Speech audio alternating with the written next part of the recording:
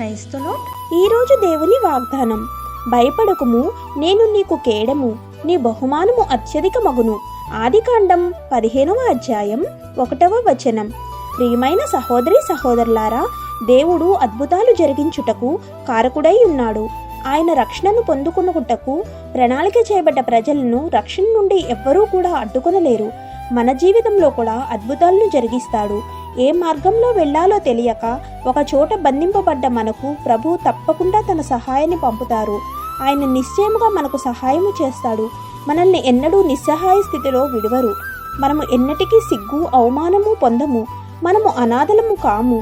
ఎల్లప్పుడూ మనతో కూడా ఉండునట్లుగా పరలోకమందు మనము గొప్ప తండ్రిని కలిగి ఉన్నాము.